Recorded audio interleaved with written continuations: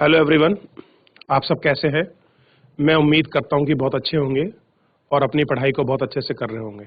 मैं Akash Kumar Bhadana ICT virtual classroom में आपका बहुत बहुत स्वागत करता हूं मेरे प्यारे बच्चों। जैसा आपको पता है कि हमारी 12th क्लास है और हम लोग देख रहे हैं आपका ह्यूमन ज्योग्राफी, और आज हम लोग आपका ह्यूमन ज्योग्राफी में चैप्टर नंबर 8 को हम लोग पढ़ेंगे। और चैप्टर नंबर 8 में आपका ट्रांसपोर्ट और आपका संचार, इसको हम लोग अपना आज हमारा टॉपिक है। इसको हम लोग विस्तृत से और बहुत अच्छे से आपकी चर्चा करेंगे और बहुत सारी चीज़ों को जानेंगे और बहुत सारी चीज़ों को देखेंगे। क्लियर है? तो अगर कोई आपका डाउट है, कोई कमेंट है, तो आप लोग मुझसे लाइव जुड़कर चैट के माध्यम से आप अपनी क्वेरी को, आप अपने प्रश्न को मुझसे पूछ सकते हैं बच्चों, कोई भी स्कूल का कोई भी बच्चा। चलिए हम चलते हैं सीधा डिजिटल बोर्ड की तरफ। देखिए चैप्टर नंबर 8 जो है वो हमारे आपका सामने है, और इस चैप्टर नंबर 8 को हम लोग आपका देखते हैं। देखिए अध्याय 8 यानी कि चैप्टर नंबर 8 चैप्टर है आपका बच्चों परिवहन और आपका संचार।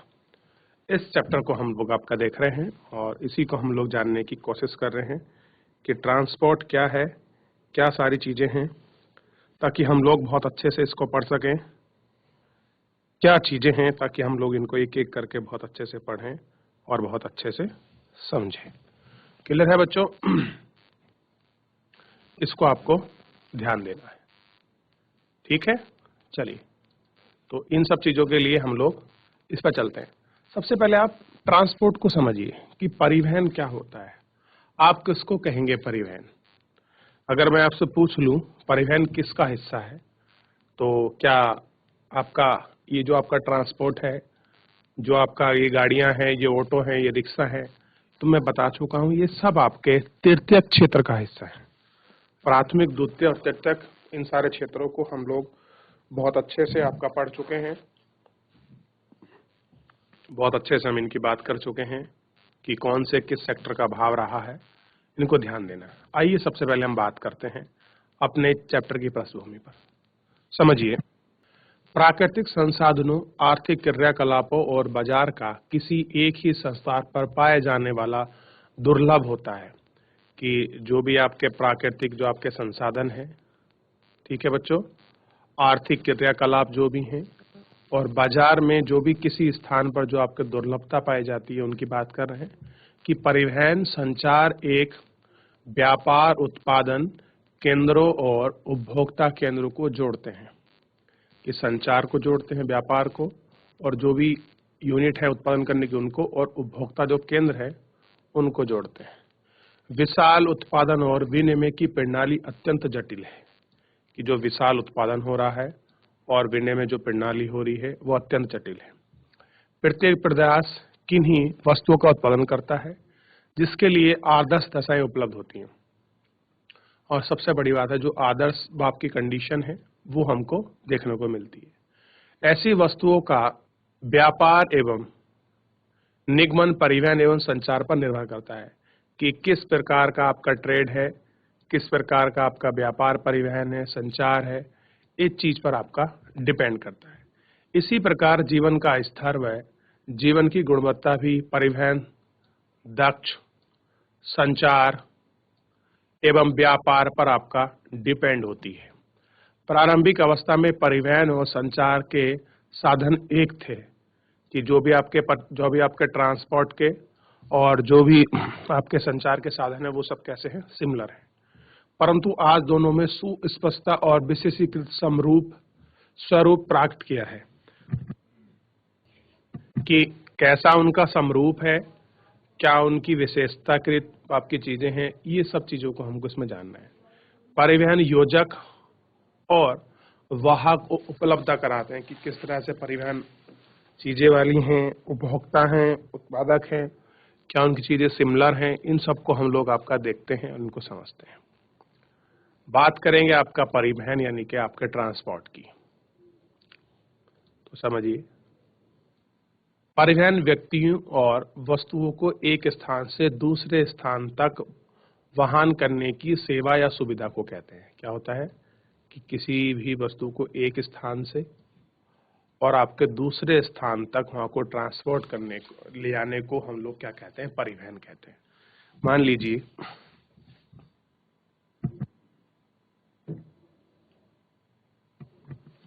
आपको अपने घर से दिल्ली जाना है, तो दिल्ली जाने के लिए आपको ट्रांसपोर्ट की आवश्यकता होगी। आप कहीं भी निवास करते हो, किसी भी गांव में होगे, तो आप वहां से अपने गांव से बाइक पर, पैदल, आप रास्ते में यूटिलिटी वगैरह पकड़ के, वहां की बस पकड़ के आप लोग मेन शहर पहुंचोगे। वहां से फिर आप दिल्ली जाओगे, तो एक लंबा सफर आपको तय करना पड़ेगा, किसी बस से, कार से, रेलगाड़ी, ट्रेन, एयरलाइंस वगैरह के किसी भी माध्यम से आप लोग क्या करोगे? उस सफर को तय करोगे। और वो ही क्या है? आपका ट्रांसपोर्ट है, जिसमें मनुष्य, पशुओं तथा विभिन्न प्रकार की गाड़ियों का प्रयोग किया जाता है। जिसमें आपके मनुष्य भी हो सकते हैं ट्रांसपोर्ट में, आपके पशु भी हो सकते हैं। देखिए पहले बैलगाड़ी चलती थी, वो भी ट्रांसपोर्ट का ही सिस्टम था। प्रकार गाड़ियों का प्रयोग किया जाता था। ऐसा गमन स्थल जल एवं वायु में होता है। सड़क और रेल मार्ग स्थानीय परिवहन का भाग है। कह रहे हैं जो सड़क है और जो रेल मार्ग है वो क्या है? स्थानीय परिवहन का भाग, यानी कि लोकल बॉडी को वो आपके सड़क और ट्रांसपोर्ट जोड़ता है। अगर आप कहें कि मेरे को अभी भारत से लंदन जाना है आपका ट्रेन से, तो ऐसी कोई सुविधा नहीं है। आप भारत के किसी भी कोने में जा सकते हैं बाय ट्रेन, स्टेशन और पूरा रूट बना होगा। जब नौ परिवहन तथा जल मार्ग एवं वायु परिवहन के दो प्रकार हैं, पाइपलाइनों, पेट्रोलियम, प्राकृतिक गैस और तरल अवस्था में अयस्कों जैसे पदार्थ का परिवहन होता है। अब देखिए पाइपलाइन से आपका पेट्रोलियम आता है, प्राकृतिक गैस है, आपके तरल अवस्था में जो चीजें आ रही हैं ये सारी चीजें होती हैं। इसके अतिरिक्त परिवहन समाज का आधारभूत आवश्यकताओं की संतुष्टि के लिए रचा गया संगठित सेवक उद्योग है। कैसा रचा गया है? आपको ध्यान देना है बच्चों कि संगठित सेवा उद्योग है, यानी कि एक ऑर्गेनाइज्ड क्या है? आपका सेक्टर है। इसके अंतर्गत परिवहन मार्गों, लोगों एवं वस्तुओं के गहन गाड़ियों, मार्गों पर रख रखाव और लादना, उतारना व वितरण के आपके संस्थान का समावेश किया गया है कि आप चीजों को ले सकते हो, उठा सकते हो, बदल सकते हो, वितरण कर सकते हो। ये सारी चीजों को आप लोग क्या कर सकते हो? ये ट्रांसपोर्टर के माध्यम से आप लोग शिफ्टिंग वगैरह ये चीज कर सकते हो, आप इनको देख सकते हो। ठीक है। अब देखिए प्रत्येक देश की प्रतिरक्षा उद्योग के लिए विभिन्न प्रकार से परिवहन का विकास किया गया। दक्ष संचार व्यवस्था में युक्त अवस्थित या तीव्र गति परिवहन प्रक्रिया के लोगों के बीच सहयोग एवं प्रोत्साहन करता है। ठीक है। परिवहन जाल क्या होता है? कि आप ट्रांसपोर्टेशन की बात करते हैं ना कि आजकल तो रेलवे का जाल फैला हुआ है, हवाई जहाज का जाल फैला हुआ है। इस तरह ही पूछ रहे परिवहन का जाल का क्या मतलब है? अनेक स्थान जिन्हें परस्पर मार्गों को श्रेणी द्वारा जोड़ दिए जाने पर जिस प्रारूप का निर्माण होता है उसे हम परिवहन जाल कहते हैं। क्या कहते हैं हम उसको? परिवहन जाल कहते हैं। से आगे देखते हैं परिवहन की विधियां, कि ट्रांसपोर्ट की कौन कौन सी विधि हैं और वो विधियां कितनी इंपॉर्टेंट हैं, उनको सीखने की, उनको पढ़ने की, उनको जानने की हमको आवश्यकता है ताकि ये चीजें सारी क्लियर हो जाए। विश्व परिवहन की प्रमुख विधियां, जैसे कि पहले बताया जा चुका है कि स्थल, जल, वायु और पाइपलाइन है। इनका उपयोग अंतर्प्रदेशीय तथा अंतरप्रदेशिक परिवहन के लिए किया जाता है। आपस में इनका ट्रांसपोर्ट सारी चीजें क्या करते हैं? किया जाता है। और पाइपलाइन को प्रत्येक छोड़कर प्रत्येक यात्री और माल ढोने का वाहन है। इनको हम लोग क्या करते हैं? माल ढोते हैं, इनको आपका ट्रांसपोर्ट कर देते हैं। किसी विधा की सार्थकता परिवहन किए जाने वाले वस्तुओं और सेवाओं के प्रकार, परिवहन की लागत और उपलब्ध विधा पर निर्भर करती है। कह रहे क्या है, ये सब चीजें इस पर आपस में क्या है आपकी डिपेंड है और मेनली क्या होती है इन पर आपका निर्भर करती है। वस्तुओं के राष्ट्रीय संचालन का निपटारण भारवाही जलयान द्वारा किया जाता है। कम दूरी एवं घरों तक घर से आपकी सेवाएं प्रदान करने में सड़क एवं परिवहन की तीव्रता है। कैसी है आपकी, इन सब चीजों को करने में आपका सड़क और आपका परिवहन की तीव्रता है। किसी देश के भीतर स्थल पदार्थों की विशाल परिमाण को दूरियां तक परिवहन करने में सर्वाधिक रेल अनुकूल साधन है। आपको अगर किसी दूर की डिस्टेंस को अगर आपको कवर करना है और आपके पास विशाल चीजें हैं, आप एक विशाल सामान को एक स्थान से दूसरे स्थान ले जा रहे हैं, तो ऐसी स्थिति में सबसे बेस्ट रहेगा आपको कि आप ट्रेन से क्या करें, अपनी मालगाड़ी को सिस्टम को एक स्थान से दूसरे स्थान तक आप लोग उसको ट्रांसपोर्ट के माध्यम से पहुंचा सकते हैं, उसका ट्रांसफर कर सकते हैं। उच्च मूल्य वाली हल्की व नाशकवान वस्तुओं को वायु परिवहन द्वारा श्रेष्ठ होता है। अब देखिए, जिनका वेट हल्का हो, ठीक है, डिस्पोजल टाइप में हो, उन सब चीजों को आप वायु मार्ग से आसानी से बहुत अच्छे से पहुंचा सकते हैं। परिवहन हेतु अच्छी यातायात अच्छी विधि है। एक सुप्रबंधन परिवहन तंत्र में ये विभिन्न विधियां एक दूसरे के पूरक हैं। और कैसे हैं कि ये सारी एक दूसरे की आपकी पूरक है, यानी कि एक दूसरे से कोरिलेट है, इसको समझना चाहिए। ठीक, अब देखिए सड़क परिवहन कैसा है।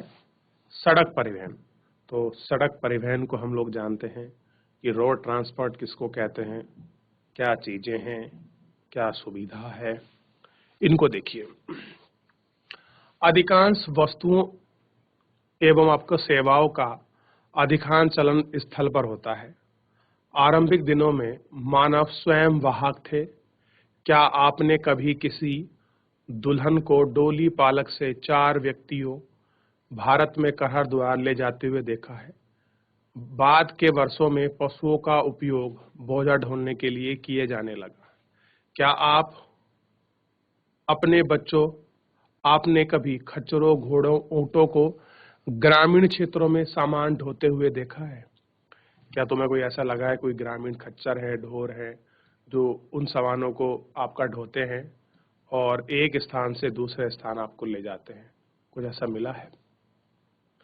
माल डब्बों का प्रयोग महत्वपूर्ण हो गया है। परिवहन में क्रांति 18वीं सदी में भाप के इंजन का आविष्कार की गई है। कि क्या किया गया है कि जब 18वीं सदी आई तब उस टाइम क्या हुआ कि भाप का जो इंजन है उसका आविष्कार हुआ।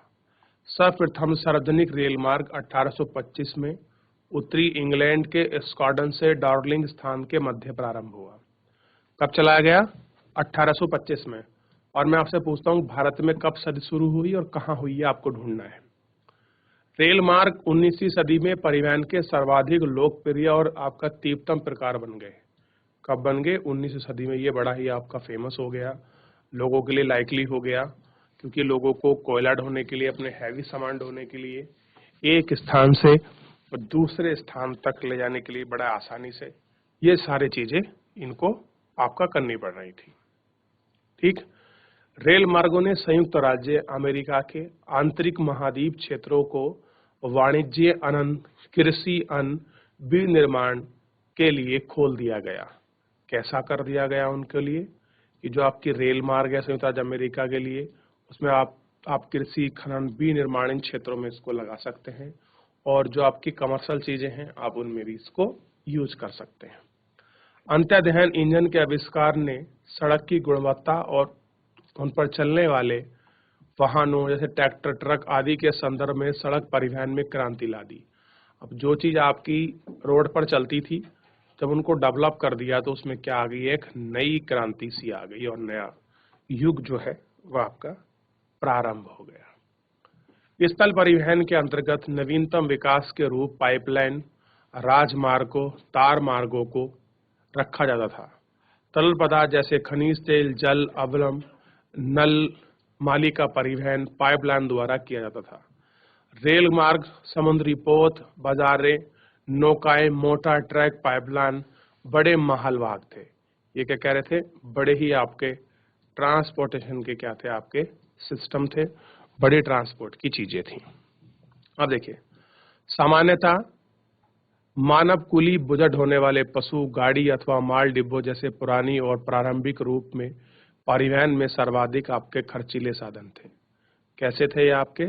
सर्वाधिक आपके खर्चीले साधन थे। जब बड़े मालवाही सस्ते पड़ते थे तो विशाल देशों के आंतरिक भागों में पाए जाने वाले आधुनिक जलमार्गों और वाहकों को पूरकता प्रदान करने में तो इनका बहुत महत्व था। कैसा था? इनको चेक कराने में, इनको देखने में इनका क्या था? बहुत महत्व था। भारत और चाइना में सघन बसे जिलों में आज भी मानव कुलियों और मनुष्य के बीच की जाने वाली गाड़ियों से होने वाले स्थल का परिवहन प्रचार हुआ और इस तरह से ये सारी चीजें हुई और आपका ट्रांसपोर्ट हुआ। बोझा ढोने वाले पशु, अब कौन से ऐसे पशु थे जो आपके बोझा ढोते थे? उनको समझने की और उनको थोड़ा देखने की और थोड़ा उनको जानने की आवश्यकता थी कि क्या चीजें हैं और किस तरह से हैं, इस पर हमको बात करनी थी। ठीक। घोड़ों का प्रयोग पश्चिमी देशों में भारी वहां पशुओं के रूप में किया गया। कुत्तों एवं रेंडियरों का प्रयोग उत्तरी अमेरिका में, उत्तरी यूरोप और आपके साइबेरिया के हिम आच्छादित मैदानों में स्लेज को खींचने का काम किया जाता था। यानी कि जो उत्तरी यूरोप है और जो साइबेरिया रीजन है जहाँ हमेशा बर्फ पड़ी रहती है, ऐसे जहाँ हिम के आच्छादित क्षेत्र हैं उनमें चीजों को खींचने के लिए आपको ध्यान होगा जो आपकी स्लेज है उनका प्रयोग किया जाता था। पर्वतीय प्रदेश में खच्चरों को वार्ता दी जाती थी, जबकि ऊंटों का प्रयोग स्थलीय क्षेत्रों में करवा कर संचालन किया जाता था। ठीक है, कि किस तरह से इनका संचालन किया जाए। भारत में बैलों का प्रयोग छिड़करों को खींचने में किया जाता था कि किस तरह से उनको खींच सकते हैं, इस तरह से उनका प्रयोग होता था। अब देखिए, आज से आप लोग 10 साल पहले की सड़कें देखेंगे और आज की सड़कों को देखोगे तो एक आपको स्पष्ट जो अंतर है वो आपको दिखाई देगा और उनके बीच क्या चीज सिस्टम है, कैसा क्लियरेंस है, वो आपको सब चीजें बिल्कुल स्पष्ट रूप से आपको दिखाई देंगी और आप उनको समझ सकते हैं कि ये चीजें किस तरह से हो रही हैं, क्या चीजें हैं आपको समझना चाहिए और कैसे ट्रांसपोर्ट ने, सड़क परिवहन, नई नई चीजों के आविष्कार ने हमारे जीवन को किस प्रकार से बदल दिया है और कितनी हमें सुगमता और सुलभता ये आपकी महसूस हुई है। हमें इसको समझने की और इसका जानने की, इसको पहचान करने की एक बड़ी बहुत अच्छी और जरूरत चीजें हम लोगों को इसमें बड़ी अच्छे से दिखाई देगा ताकि हम लोग इसको समझ सकें। अब बात कर रहे हैं सड़कें की। देखिए, छोटी दूरियों के लिए सड़क परिवहन रेल परिवहन की अपेक्षा आर्थिक दृष्टि से लाभदायक होती है। कह रहे जो छोटी दूरी की आपके सड़क है, परिवहन की अपेक्षा जो आर्थिक दृष्टि से जो आपके लाभदायक होते हैं उनको देखना चाहिए। सड़क द्वारा माल का परिवहन महत्वपूर्ण हो जाता है। कह रहे जी जो आपका माल है, जो आपका ट्रांसपोर्ट है, वो बड़ा ही इम्पोर्टेंट हो जाता है जब उसको कहीं भेजना हो, क्योंकि इसके द्वारा घर घर तक वस्तु को पहुंचाया जा सकता है। अगर सड़क हो तो आप परिवहन के माध्यम से वस्तु को घर घर तक पहुंचा सकते हैं। कच्ची सड़कें यदि भी निर्माण की दृष्टि से सरल होती हैं तो सभी वस्तुओं में प्रभावी व उपयोग योग्यता नहीं होती। वर्षा ऋतु में इन पर मोटर वाहन नहीं चलाए जा सकते और यहाँ तक कि पक्की सड़कें भी अत्यधिक भारी वर्षा एवं बाढ़ के समय में गंभीर रूप प्रभावित हो जाती है। कि क्या कर सकते हैं? अत्यधिक भारी आपकी वर्षाओं में, बाढ़ के समय गंभीर रूप से उनको हम लोग आपका प्रभावित कर सकते हैं और उनको आपका देख सकते हैं। ठीक, आपको ध्यान रखना है। ऐसी परिस्थितियों में रेल मार्ग के साथ ऊंचा भराव और रेल परिवहन के लिए रखरखाव एक प्रभावी साधन है। कैसा है कि रेल मार्ग का भराव है और परिवहन के रखरखाव में एक ऊंचा जो चीजें हैं वो हम देख सकते हैं, उनको देखने के लिए मिल जाती हैं। किंतु रेल मार्ग छोटे होने के कारण विशाल और विकासशील देशों की आवश्यकताओं को कम लागत में पूरा नहीं कर पाते। इस प्रकार सड़कें किसी भी देश के व्यापार और वाणिज्य को विकसित करने एवं पर्यटन को बढ़ावा देने में महत्वपूर्ण भूमिका निभाती हैं। यानी कि सड़क से क्या होता है, आपका जो आपका ट्रेड है और जो आपका कमर्शलाइजेशन बिजनेस है वो आपका विकसित होता है, और इसके साथ साथ जो आपका पर्यटन है उसको भी आपका क्या मिलता है, आपको बढ़ावा मिलता है। क्या मिलता है, आपको बढ़ावा मिलता है, और ये आपको देखना चाहिए, ठीक है, कि किस प्रकार से उनको बढ़ावा मिल रहा है। विकसित एवं विकासशील देशों में सड़कों की गुणवत्ता में पर्याप्त अंतर पाया जाता है। कह रहे जो आपके डेवलपिंग और जो अंडर डेवलप आपकी कंट्री हैं उनकी जो गुणवत्ता है उनमें पर्याप्त जो अंतर है वो आपका पाया जाता है, क्योंकि सड़कों के निर्माण और उनके रखरखाव पर भारी खर्चा आता है।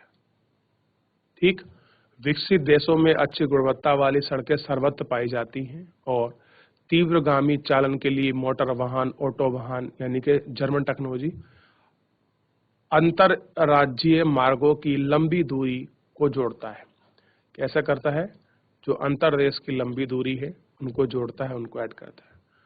भारी बोझों को ढोने वाले बड़े आकार में शक्ति वाली लॉरियां एक सामान्य बात है, परंतु दुर्भाग्यवश विश्व का सड़क तंत्र भली प्रकार से विकसित नहीं हो पाया है। क्या नहीं हो पाया है आपका, भली प्रकार से वो आपका जो डेवलपमेंट होना था और जो आपका विकसित होना था वो चीजें आपकी डेवलप नहीं हो पाई हैं, वो आपकी जो है विकसित आपका नहीं हो पाई है। उनको देखने की, उनको समझने की आपकी जरूरत है। विश्व की कुल मोटर वाहन चालन योग्यता की लंबाई 150 लाख वर्ग किलोमीटर है, जिसका 33% भाग उत्तरी अमेरिका में पाया जाता है। सर्वाधिक सड़क घनत्व और सर्वाधिक अधिक वाहनों की संख्या पश्चिमी यूरोप की तुलना में इस महाद्वीप में पाई जाती है। क्या होती है, इस महाद्वीप में पाई जाती है। इस तथ्य इस बात की ओर संकेत करते हैं कि विश्व में सड़क और प्रदेश के राष्ट्रीय और अंतर्राष्ट्रीय महाद्वीपीय स्तर पर समान पर असमान वितरण है। यानी कि चाहे इंटरनेशनल लेवल हो, चाहे आपका महाद्वीप का लेवल हो, अगर हम लोग वहाँ के समानता के वितरण की बात करें तो वो वितरणता कैसी है, हमको अलग दिखाई देगी और हमको बहुत अलग दिखती है। अब देखिए इथोपिया के गांव की घोड़ा गाड़ी दिखाई देगी, तेफ्ती घोड़ा गाड़ी। इसको देखिए, इथोपिया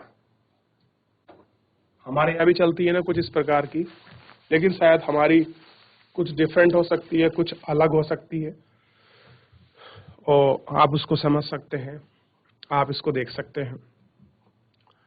अब इसी में हम बात करेंगे दूसरी चीज की, वो है आपका यातायात प्रवाह।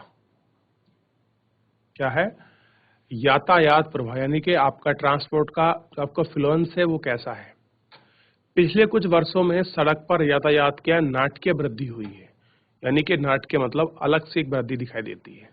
जब सड़क तंत्र यातायात की जरूरतों के अनुरूप विकसित हो पाएगा तब सड़कों की सुकलनता बढ़ जाती है, नगर की सड़क की दीर्घकालीन आपका सुकुलता पाई जाती है, यातायात के शीर्ष बिंदु, गर्त बिंदु और सड़क पर दिन के विशेष समय को देखा जा सकता है कि किस तरह की चीजें हैं, कैसे समय विशेष है, आप उसको देख सकते हैं, आप इसको माप भी सकते हैं। ठीक है, और इसमें और समझिए कि अधिकांश नगर सड़कों पर पाए जाने वाली यातायात आपके कुशलता की एक समस्या का सामना करते हैं कि यातायात किस तरह से मिल रहा है, उसकी समस्या का सामना करते हैं। अब देखिए महामार्ग, लेकिन उससे पहले एक चीज देख लीजिए, बेहतर काल के लिए जो ये पंक्तियां हैं इन पंक्तियों पर विचार कीजिए कि नगरीय परिवहन साधन, अगर आप नगर की जो ट्रांसपोर्ट की जो सुविधा है उसको अच्छा करना चाहते हो तो आपको हाई लेवल की पार्किंग शुल्क लगाना पड़ेगा, सामूहिक शीघ्र संचालन करना पड़ेगा और सार्वजनिक बसों की सेवाओं को सुधार कर दुरुस्त करना पड़ेगा। क्योंकि आज देखिए अगर पब्लिक ट्रांसपोर्ट अच्छा होगा तो लोग अपनी जो आपका निजी सवारी है उसको कम अफोर्ड करेंगे, उन कमों पर जाएंगे। अब देखिए आजकल भारत में ऐसे धर्मावलंबी यूनी आपके जो ट्रांसपोर्ट है हाईवेज बन रहे हैं। ये देखिए आपका 6 लेन हाईवे है, कहीं आपका 4 लेन हाईवे मिलेगा, कहीं 6 लेन, कहीं आपको 8 लेन हाईवे मिलेगा। आजकल इन हाईवेज को आपका डेवलप किया जा रहा है ताकि आपको एक शहर से दूसरे शहर तक जाने में आपका समय बचे, दूरी को कम कर सके। इस प्रकार का प्रयास हमारी सरकार के द्वारा किया जा रहा है कि जिस प्रकार आपका डेवलपिंग जो आपकी कंट्रियों में ट्रांसपोर्टेशन की जो सुविधा बनी हुई है वो हमेशा बरकरार रहे और बहुत अच्छी मात्रा में वो अपना इन्फ्लुएंस लगातार देती रहे। इस तरह से सरकार द्वारा भी बहुत सारे प्रयास इसमें किए जा रहे हैं।